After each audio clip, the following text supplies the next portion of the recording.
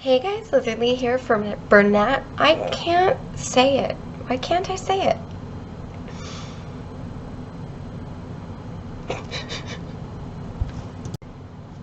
Hey guys, Lizardlea here for Burnett Bricks Blanket Day 3. I almost said Day 2. I've already done Day 2. So, we're getting there.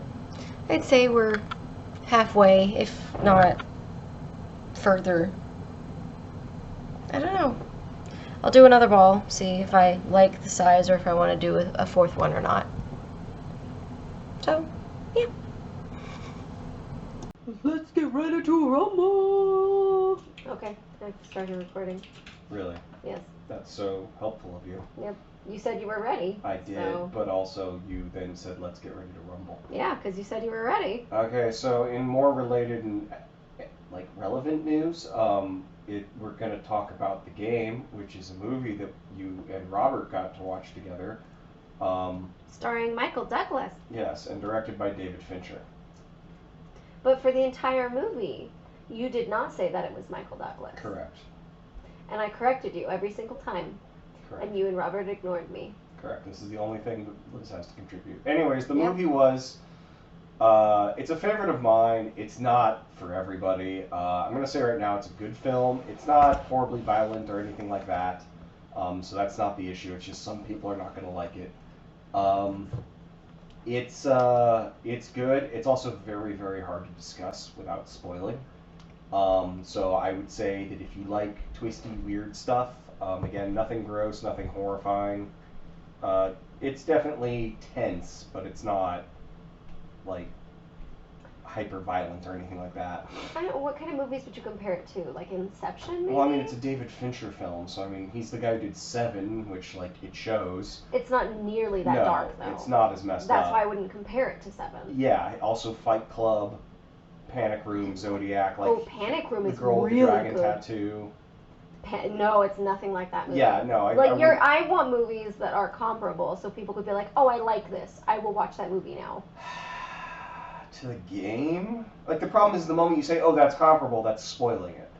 So, like, it's a thriller mystery thing where, like, you don't quite know what's going on for the whole thing, and that's part of the thing. Like, it's not a spoiler to say that the basic plot is that there's this guy named Nicholas who is very wealthy. He lives in San Francisco, and he's, he's estranged from his ex-wife and his brother, and he's turning 48, which is the same age his father was when he committed suicide. And if you've ever seen Succession, the opening of Succession is ripped from / inspired by scenes from this movie, which I thought was really interesting. And so it's what was I going to say? Oh yeah, it's very interesting because he's obviously having trouble with the fact that his father killed himself at the same age that he is now, and no one, from what you can tell, really knew why. And so his brother, who again kind of like has disappeared for a while and is usually like a druggie or whatnot, shows up and seems to have his life maybe together, and he gives him a gift, which is a voucher for a game, and says it'll change his life. And he's like, oh, so what kind of like self-help nonsense is this, you know? So he goes on down, and he spends a day at the office of the game place. It was like, what, 12 to 18 hours? Like, yeah. A day. Like an entire day getting questions asked, doing tests, having them run photos, doing this, doing that. And he did have the choice to not answer anything if he did not want to. And then eventually at the end, I think they tell him, oh, you don't qualify? I think, Yeah, they told him, no, you've been rejected. Yeah, you've been rejected. I'm like, oh, okay. And then, he's angry because he spent all day doing this. And then stuff starts to get weird. So for those of you who are remotely intrigued by any of this, I highly recommend it. I don't know if you would. I would. I don't know how rewatchable it is for me personally, but I do not regret watching it. Yeah, and I don't regret watching it again. But I get that most people wouldn't want to watch this more than once. And I went into it knowing the twist. You claimed I did not, but I did. Yeah. And I didn't feel like that took it away from it. I did not like Fight Club, and I went into Fight Club knowing the twist. So if that makes any difference, if you already know the twist for the game, I still think it's a good movie. Yeah. So he basically... Oh, are we going into spoiler territory Yeah, now? I mean, there's no way. Okay, well, to. I just want to make sure they know. He... okay, I'm like reading through a quick synopsis while we do this, and yeah, there were some other bankers who said, "Oh yeah, I played the game. I wish I could play it again. Like you should go." And he's like, yeah, "Oh." the whole I wish I could redo it without remembering anything. Yeah. And so he then gets rejected, but all of a sudden, like crazy stuff starts happening. Like there's a clown outside his house where his father jumped to his death. It's a toy, by the way. Yeah, a toy clown, laying on the ground. And so, like, he brings it inside, and then, like, they hack the news to make it look like some famous news guy whose name I can't remember I don't know. is actually talking straight to him rather than talking, reading them. And he's looking at him, which is really eerie, and he is speaking to him. Yeah, it was eerie. Yes, and so all this crazy stuff starts happening where he starts, like, he feels like he's targeted, and like he doesn't know like if he's gonna like lose all this banking information or what's going on, blah blah blah blah. And in the course of this, he meets a waitress named Christine, who but I feel like you're completely skipping the fact that like he figures out there's a camera in the clown. Yeah. He tries to break it, and they're just like, "Yeah, we knew you would bring the clown in." Yeah. Well, I mean, I think that loops together with a million other like detail points that kind of don't matter. I mean, you already brought up the clown. I feel like you have to finish with the clown. Okay, well, he breaks the clown. We finished with the clown. Yeah, so, I finished with the clown. Yeah, anyways, he goes and then he goes to a restaurant. Yes, and he bumps into this woman named Christine who seems to also be, like, a target of whatever the heck's going on, or rather she gets caught up in it. Yeah, like she spills something on him. She spills something on him, and she admits that she was told to do it. No, she was given money to do it. Yeah, she was given money. And then he was a different waiter drops off his bill, and he was already told that it would be free because the woman spilled stuff on him. Yeah. So he opens it and he's annoyed, and then it just says, "Don't let her leave," or like follow her, basically. Yes. And so he starts running after her. Yeah, and so she gets involved too, and does he at some point mention that he's in the game and she recognizes it? He keeps going back and forth with like, am I in the game? Am I not? What the hell's going on? Because eventually, what happens is like in some order of events, the brother comes back and says, "Yeah, CRS attacked me. I was just like, CRS is the name of the game, Consumer Recreation Services. And yeah, I was just a plant. They held me hostage. Blah blah blah blah blah." And he's like going to the FBI, saying like, "Yeah, they were here," and they go back to the office where he like spent the entire day, and it's completely gutted. Like everything's been ripped out, no one's there anymore. Like it looks like there's construction going on. It's insane. Yeah, well, when he went there the first time, it was like there was construction going on, as if they were just getting, because they talked about how, yeah, we're just getting moved in, and I thought, oh, that's a clever little point, because dude, I thought it looked like brand spanking new, amazing. No, they were done. It was amazing high tech stuff and like modern design, but there were still construction guys putting stuff up. They purposely call it out. On the floor he was on? Yes, they call it out. Oh. Yeah, they say, "Oh yeah, we're just moving in," and then now he's thinking back to it like, "Oh, were they really?" Or like they were literally just moving in for the day because now it's all ripped out and gone. And so. Oh, you know what? It's probably the lighting. Because it was really well lit when he was there doing tests, and all the lights were out when they went back. Yeah. That's probably what threw me. So, things escalate. He goes and finds the girl again, figures out that she was a CRS employee the entire time, not just like a waitress. She says they're being watched, and it kind of devolves into this conspiracy theory with them getting shot at while they run, of basically what they've done is they're stealing all of his money.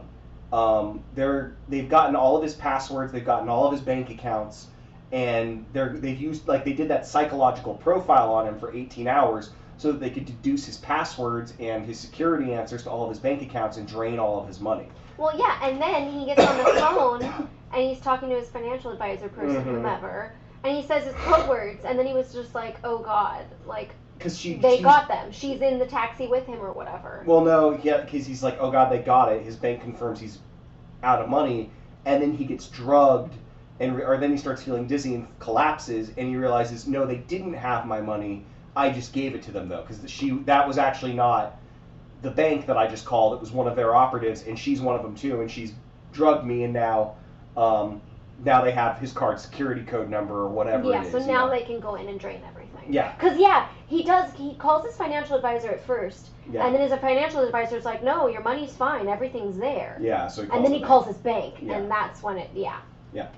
So he wakes up buried alive in a Mexico cemetery, and he has to sell his gold watch, which is, like, from his father. It's, like, a major, major article of his, to get back to San Francisco, where he finds that, like, his entire mansion has been foreclosed on, his fortune is gone, everything's been ripped out. His brother's been committed to a mental institution, and so he goes into his house and finds a hidden gun, like a really hidden gun in, like, a book, and he goes to his ex-wife. So he apologizes to her. He figures out that the guy who conducted his tests is actually an actor working in television advertisements because he sees a TV ad. In a restaurant or something. So he forces that guy to take Nicholas to the real CRS office, and while he's there, there's like all these actors and different things. Like there's a moment where he gets dropped off way earlier in the movie in an ambulance at a hospital, and then the whole hospital just shuts down. Like everyone walks away, the lights turn out, it goes off. Everyone there was a plan. It happens in like less than 30 seconds. Yeah. It was insane. It's eerie. Like if that happened to me, I'd be freaking out. So he's walking through the cafeteria, and there's all these construction workers, hospital, whatever, CRS employees sitting there eating, and he recognizes Christine, so he takes her hostage. And she's like telling him, hey, this is crazy, it's not gonna work, they'll kill me, like I'm nothing. So he takes her to the roof, and then all of a sudden, Christine starts freaking out because she's like, wait, you have a revolver. He's like, what do you mean? She's like, you didn't have it. You're not supposed to have a revolver. And so he's like, what are you talking about? He's like, it's a game. We're kidding. It's a game. It's all an elaborate game. You're supposed to have a prop gun that we left for you. Where'd you get that revolver? And he's like, no, this is not a game. You've ruined my life. This is just because they're about to burst through the door because they've locked the door to the roof, and he's up there with Christine alone. And she goes on the radio, and she's telling them, he has a real gun. Yeah. Stop. He has a real gun. Yeah, and he, like, knocks it out of her hand or something. Well, he tells her to put it down, or he's going to shoot her. Yeah, and so she's, like, trying to calm him down. She's like, look, that door's going to open, your brother's going to walk through, and they're all going to say surprise. And he's like, no, and he's completely freaking out. And so the door pops open, and his brother walks through, and he shoots him right in the chest, because, he's expecting guys with guns. So his brother's holding a champagne bottle, and the bottle shatters, and all of a sudden he, like, starts bleeding and falls. People immediately start screaming, like, other people run, they're like, call a medic, oh my god, he's not breathing, he's definitely dead. And Nicholas, the guy with the gun at this point, is just in, like, a total fugue state, like, just completely out of it, the whole camera's rotating, and he just walks up to the edge of the building, and then he just walks off the edge to fall to his death, and breaks through a glass ceiling and lands in the center of an X of an air pad that catches him. And all of a sudden they have people come over, wipe all the glass off his face, hold on for a second, let's make sure you're okay, that was quite a fall. Okay, and then his brother comes down and he's got fake blood on his chest, and it was all a game. Yep. And one of the things I liked was one of the guys that was on the roof was like, I'm really glad you jumped, because you didn't, I was going to have to throw you off. Yeah. And I think it's completely ridiculous. Do not, like, if you still want to watch this after we spoiled it, do not go into it with, like, oh, well, they could never fake that. Or, like, at one point they ramp him off a dock while still locked in a car, That's what I was going to say. He finds this handle at some point. Yeah. And Robert and I are looking at it. It's the original escape room. Oh, yeah. I don't want to do that. But I was like, oh, that looks like it's for a car window, like one of those old-timey ones. And Robert was like, eh. And then David was like, And then he gets in the car, and lo and behold, he pulls it out, and he cranks the window, and that's how he gets out of the car. So he doesn't drown. As it's sinking to the bottom of the lake. Yeah. I was so proud, because I was like, I didn't know that one, but I got it. I recognized it from cranking those windows as a kid. Yep. So yeah, it's. But yeah, no, he is put in situations that appear to be life or death, but they even say, like, we had scuba divers or whoever just prepared. And the point is not to overthink it and be like, well, how'd they fake that? The point is to realize, first of all, just how much of it was fake. Like, it's really, truly impressive, the scope. And then second of all, I think it's really fascinating that they've got this guy so on lock from one series of like tests or whatnot that they basically own him. Yeah. He jumps off a building and lands on an X, after shooting his spot they expected him to. Yeah. It's over the top, but it's really, really cool. And then also, like, it's the ultimate catharsis. It's like when you wake up from a nightmare and you're like, everything's okay, I have all my body parts, my teeth are all there, whatever weird, horrible nightmare you have, like that moment of, it's all right, we're all good. And that's got to be the most real, like, equivalent of that ever, because a few moments before, he was falling off a building, having shot his brother in an escapade gone wrong, and before that, he was broke and going crazy and about to die in a shootout. Yeah. So this man has gone through adrenaline whiplash, and then landed and had someone go, okay, there's no glass in his eyes, you're okay, it's all okay, it's over, Here's game's your over. brother. Here's your brother, you win, here's the bill. Which is astronomical. Oh yeah, he looks at his brother and he's just like, what? Because he's like, do you need help splitting the bill? He's like, yeah, I'll take you up with that. He's like, oh God. Yeah. So yeah, I think it's a really, really, really cool movie. It's very unique. I love Fincher stuff in general, and this is one of my favorites of his, because it's so... I don't know if this is based on a book. I don't think it is. I don't know who came up with the script, but it's just a really clever script, and it's played straight-faced, and Fincher is one of the few people who I think could have really pulled off this kind of, like, wacky but cool concept, like taking itself properly seriously, It's not, it's a bit hammy, but it's also... I don't know. I thought it was really, really neat. Most messed up therapy session ever. Yeah, I was gonna say they like psychologically just rearranged him. Yes. Now that we've got you into clay.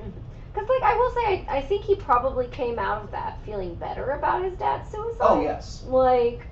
He probably just felt better about being alive. I don't know if it resolved issues with his father's suicide, but it sure as hell resolved issues with caring. Well, I didn't wake up in a grave in Mexico again. Today's a pretty good day. Haven't jumped off any buildings this week. No cars. Like, didn't shoot my brother. There's a story that I was told as a kid that was like on one of my tapes about how there's this farmer or some guy, and he can't get to sleep because the sheep keep making too much noise. Oh, you've told me this. And so, yeah, he goes to some wise woman, and she goes, well, get some dogs. And now he can't get to sleep because the dogs are barking and the sheep are making noises. She goes, well, get some goats and some cats. And, it escalates, and he's got a freaking zoo out there making a cacophony. And he's like, I'm going to lose it. What do I do? And she's like, okay, get rid of everything but the sheep. And now he sleeps fine because it's just the sheep. And this is the most extreme version of that I can ever think of. Are you depressed? Well, let me tell you how we're gonna fix that. How about back-to-back life-threatening situations with you questioning every aspect of your reality and personality? When our 24-hour session is over, you're not gonna worry about being depressed. You're gonna worry about whether you're even you. Like, I thought it was really cool. Yeah, I would definitely not want to be put through that personally. I think it'd be cool. It's kind of what escape rooms are, I don't actually want to be in what I think is danger. So, like, anywhere at any time with me arriving at home. Got it. Yeah, I don't like when you pop out of nowhere. I live here. There is no popping out of nowhere. How am I supposed... Just sit outside until I let you in. Send a text. Yeah, you could text me like, hey, I'm at the gate. And I'm like, oh, he'll be here soon. But if I'm in the shower, I'm screwed because I won't see that until I get out of the shower. And you almost always get here when I'm still in the shower. So, yeah. Yep. So, yeah. What would you rate the game? It's easily like it's a 5 out of 5 for me. Okay. Yeah. Great movie. Would recommend. Mm-hmm. Did you like? I did like it, yeah. Okay.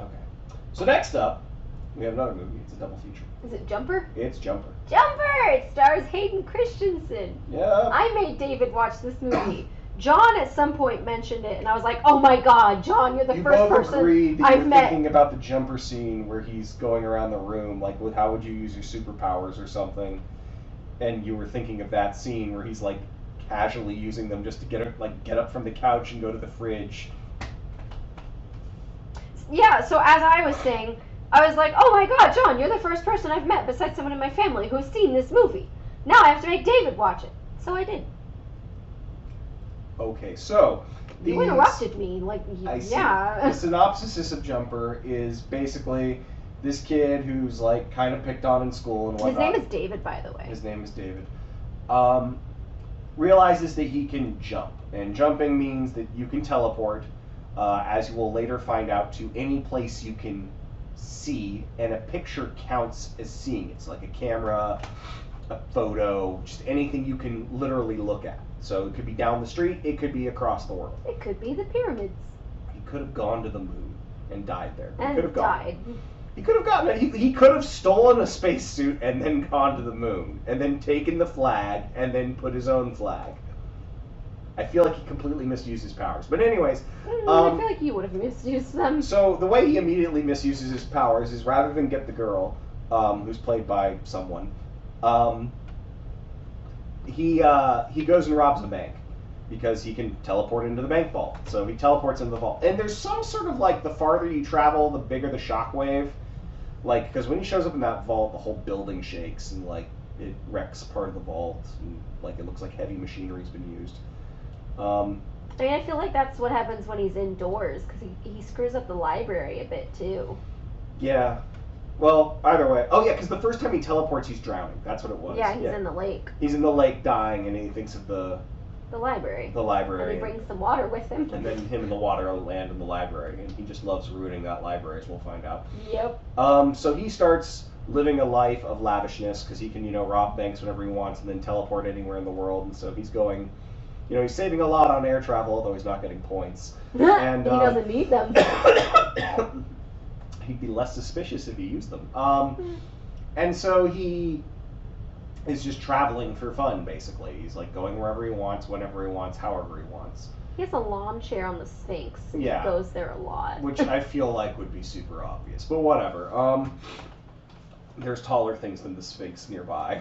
True. But either way, I really feel like this movie was made just so someone could visit all these places on a budget. Like, I want to go here, here, here, here, and here. Someone pitch a script.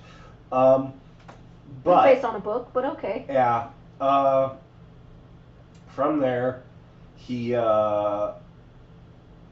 what's the exact order? Somehow he finds the girl again. Doesn't he goes back to his hometown. Yeah, he goes back to his hometown, bumps into the girl, like, oh, hey, how's it been? Blah, blah, blah, blah, blah. Is that after he meets Samuel L. Jackson? No. Yeah, isn't it? I thought that was pretty late. It was surprising how late it was. Really? I thought, like, he found, like, Samuel L. Jackson found him and threatened him. Or somebody threatened him because they learned about his bank robberies. Well, no, because they learn about the bank. No. Because they learn about the bank robberies because he teleports the guy who's beating up his girlfriend into the bank vault, and he's the one who narcs on him. That only happens because he goes back to talk to the girl, and while he's talking to the girl, he finds out she's got a boyfriend or a brother or something. It's the same kid who it's a boyfriend. It's the same kid who bullied him and threw him into the lake, and so now he's a jumper and he's cool and whatnot. And so he gets in a fight with the boy, so he teleports the boy inside one of the bank vaults he's robbed. Because Samuel L. Jackson's been hunting him. We'd seen him at this point because he's like checking, because he saw the bank footage. But he hasn't met the boy. So the guy who's been teleported inside the bank vault narcs on him. You're wrong. When does he meet Samuel? In his apartment, Samuel L. Jackson finds him in there, and he starts attacking him. And he uses his like electric stuff on him. I thought that's after this. No, I'm reading a synopsis. But did they mention the whole boyfriend thing? He has not gone to his hometown at this point. He is in the middle of his bank robberies. Teleports back to his shabby hotel for another bag and repeats this until his room is awash in money and he lies on a bed of it. However, the mysterious Roland, played by Samuel L. Jackson, appears at the bank investigation, blah, blah, blah. Years have gone by, and David has an expensive city apartment papered with pictures of his world travels and a small vault room full of money. He enjoys the pleasures of life, blah, blah, blah, picking up a girl in a British pub. He phases from one spot to another in his home rather than walking even 2 paces, and disregards the troubles of ordinary people. His peace is disturbed by the arrival of Roland, whose electrical weapon and wires prevent David from teleporting. We learn that Roland's mission in life is to destroy jumpers, for only God should have the power to be everywhere. Yeah, which is lame. Desperate, David manages somehow to get away, teleporting back to his boyhood bedroom. His father is alerted to his presence and comes to the bedroom, begging him to stay. David teleports away as his father forces the door open. Yes. So yeah, we both agreed it was so stupid that this guy found him and he went back home. Well, that's exactly where you would expect him to go. Well, like, okay, I get the reflex to go home, but the part that makes it dumb is that... He stays. Yeah, he stays and he catches up with his old ex, and he teleports his ex's abusive boyfriend into a bank vault. And leaves him there. So then, when eventually the people come in, the ex-boyfriend is like, yeah, this kid, David, from when I was younger, we were fighting and then I was here. Yeah. So, lo and behold, it's stupid. I've seen this movie so many times, you guys, and he's trying to tell me I'm wrong. I thought it was... You're wrong! I thought it was less dumb than that. My mistake. No! We both were pointing out how stupid it was that he went home and stayed there. So at some point during all this mess, because now he takes her to go romping with him to the Coliseum because, but they take a plane ride there. Yeah, because he can't teleport her because she'll get suspicious. Well, he doesn't want to tell her. Yeah, I know. And it's all sorts of stupid because she's just like, okay, what are you doing? What's going on? And lo and behold, he's using his powers here and there to get them into places they shouldn't be because he doesn't believe in, like, barriers anymore. And another jumper sees him. Well, yeah, another jumper sees him, but we don't interact with him just yet because instead he gets jumped by Roland's team, and then the other jumper gets involved and starts killing them, and it turns out that jumpers are in a war with the paladins, and the paladins are trying to kill jumpers because only God should have the power to be anywhere at once, which is like the shakiest, like, well, we need a villain excuse I've ever heard. I mean, I feel like I absolutely believe if people suddenly got those powers, there would be radicals out there that are like, you don't deserve that. They wouldn't be a massive secret society spanning the earth. Oh, no, they would be loud, obnoxious, horrible people. Yeah. But I believe they would exist. Yeah, it's just, it feels very stretched with how it works. But whatever, it's an excuse to have Samuel Jackson in the movie, which helps it be better. So at one point when he's with her, he gets detained by the police, and this woman comes in, and it's his mom. And she's just like, you have like 30 seconds, you gotta go. Oh, yeah. Yeah, I forgot about that. So he gets out. So, yeah, there's a lot of that going on. Yeah, you learn his mom's a paladin. Yeah, like, it's not a big surprise. It's all so freaking... And, like, his mom freaks out when he was a kid because she realized her son was a jumper, and she's like, oh, I either have to run or I have to... Kill him, and so she ran. And then there's a big fight because now there's this new guy who's named Griffin, I think. Yeah. Who is the other jumper who's now helping him. And he wants to kill the paladins, and he's going to blow them up, but they don't want to kill the women and this and that and back and forth. And it's pretty standard, like, save the girl, save the day stuff from there. Like, defeat the villains, don't... Yeah, they attack his dad. Yeah. Save family. Like they're not good people. Of course not, no. It's just, it's the back half of the movie, honestly, is a blur for me because it was kind of... It was just action, action, action, action. Yeah. One of my favorite things, though, was Griffin jumps the car that they're in. Yeah. That was a super cool scene. There's some really that cool was special the effects, bus of Harry Potter before the bus of Harry Potter. Yeah, there's a couple of really cool scenes, like when he goes to do the teleporting punch and junk like that. Like, it's a fun movie, but it's nothing special. Like, it's completely missable. I wouldn't, like, skip it if it were on TV and I had nothing better to do, but at the same time, like, it's not like, Fifth Element, where I'm gonna, like, stop what I'm doing and watch it, I can agree with that. Yeah. I think it's worth seeing, though. Like, if it's on TV, if you can watch it for free somewhere, you should watch it. It's a fun movie. Yeah. It's not a great movie. It's, like the 2.5 out of 5. Maybe a 3. Yeah. It's rewatchable. I have rewatched it numerous times. It's not great, but it's fun. I like it.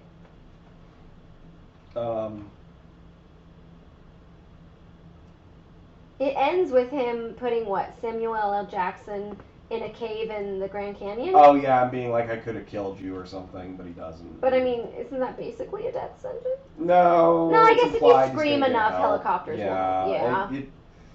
Again, it's not thinking that hard about it. In this day and age, it definitely would have ended on a cliffhanger. In that age, I feel like what happened was they were like, "Are we getting a sequel?" And they're like, "No, you're not getting a sequel." So they just wrote an ending, but they had like the mom and a few other things because it's based off a book series apparently. So there's other books. Don't know if they're any better or if they're about the same. It's very one tone again. Like it's if I were a teenager and hadn't read a bunch of other stuff, it'd be neat. But as it is, yeah. I'm glad I saw it. Like I get the joke now. That's what was the joke? That you and John bonded over, where he was teleporting around the room. And what would you use your powers for? Like, yeah. You can't get up to take 2 steps to grab the remote. You just teleport to it. Yeah. Yeah, I would be so fat if I had that power. I mean, my knees wouldn't hurt anymore, though. I Knees wouldn't be are using them. Yeah. How often do you hear my legs popping? Those are my knees. Constantly is the answer. I see. I really don't have much more to say about Jumper. It's kind of a one-note thing. I thought Hayden Christensen did a good job in it. Like, I know everybody craps on him for the Star Wars movies, but I don't think that was his fault. I think that was the writing's fault. Yeah? I mean, I think it's a little bit of both. I don't know. Again, like, Lucas's writing is famous for being crud. He did not give it his all. I will say that. Hayden Christensen is a better actor than what he did for the Star Wars movies. But at the same time, I don't think there was much he could do with what he was getting written. Like, it doesn't matter. Anyone could have had that role. I'd still be unimpressed. Still wouldn't have been great. Yeah. It's a better role. This is a better role, but like, it's a nothing role. Like again, you be the cool kid and save the day, save the girl. Like okay, there's nothing really. How to put it? There's nothing groundbreaking about it. It's surface. Like you dig deeper for more, but it was mostly surface. There wasn't really a lot underneath it. Yeah. It was just like, yes, the bad guys are fully bad guys. Like, the mom probably had better choices rather than just abandon your child. But that's what she went with.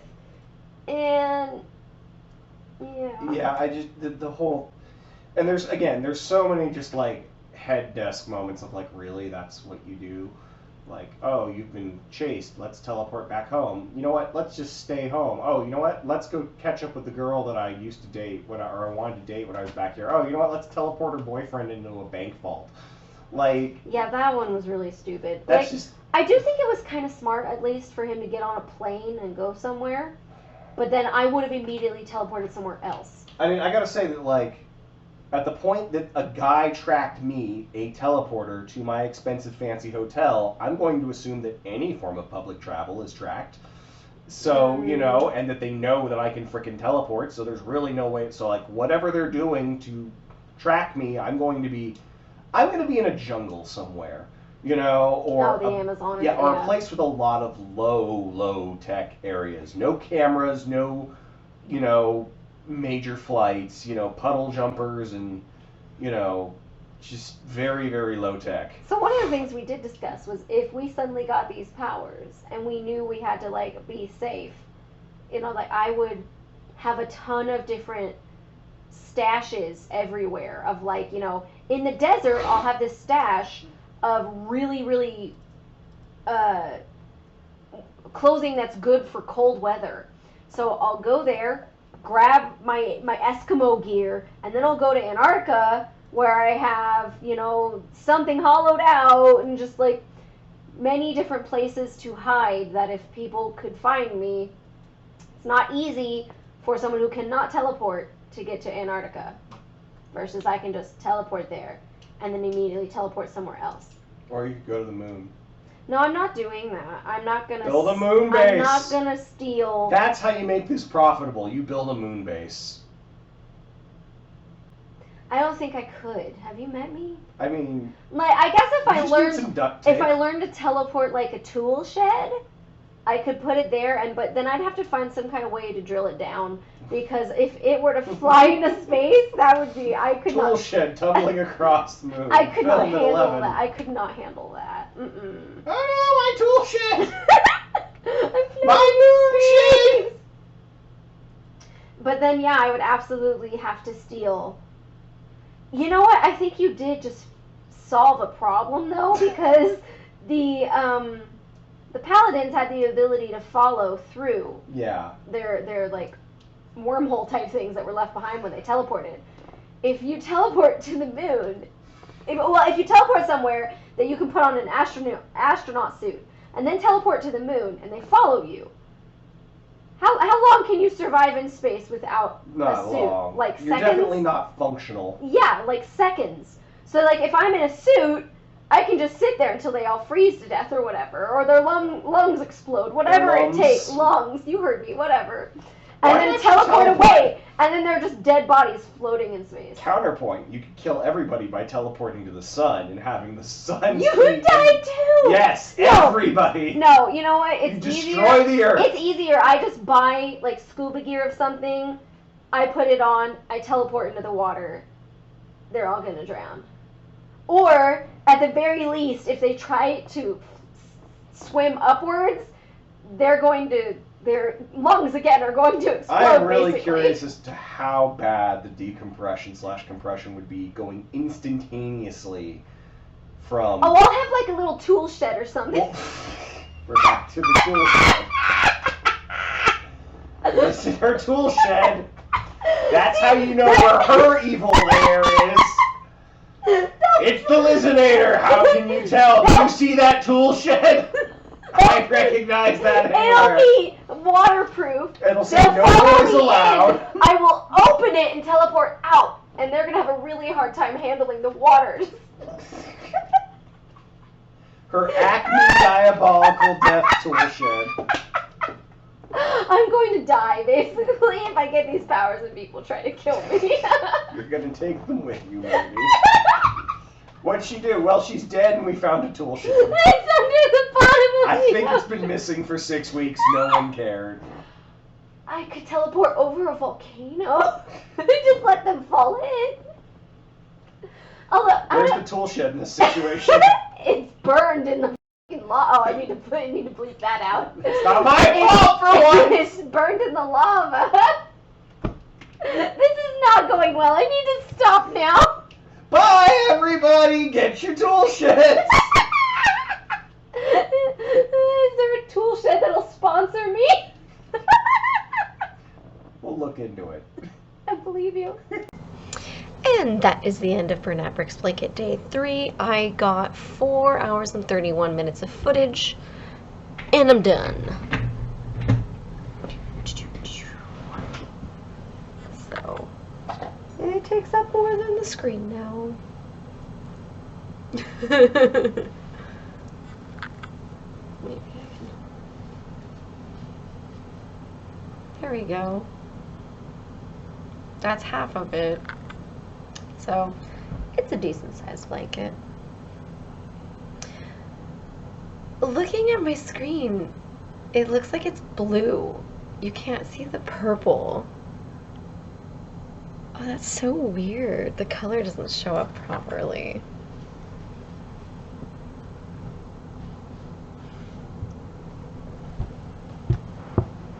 But there it is.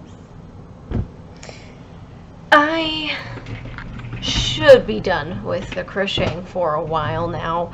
I'm not aware of anybody else having a baby that I want to make a blanket for. And that's all I'm really good at, is making blankets. So, should be back to cross-stitching soon. I'm yawning. Oh, my nails look so nice. They're so long. And 3 days ago, I could say the same about my other hand, but this one broke. Like, oh, they were all so nice and long, and then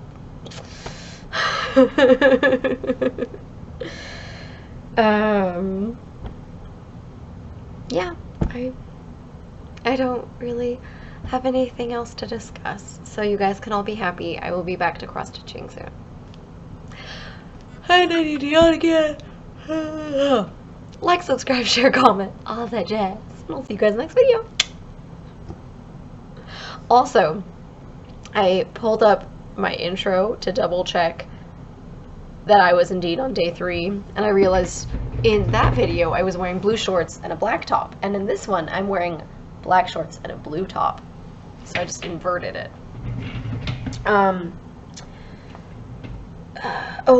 Actually, yeah, when you see the cut from where I'm wearing a black top to when I'm wearing a blue top, I started a new ball and it doesn't feel the same. It's not as soft. It's kind of like, crisp isn't the right word, but it just doesn't feel the same. So I didn't want to do a ton more with it. Like, it's just the edge that I finished off with, and when you feel it all together, you don't really notice it. So it's fine. But yeah, I think I'm just gonna throw that ball of yarn out because it just doesn't feel the same. It's not as soft. Don't know what's up with that.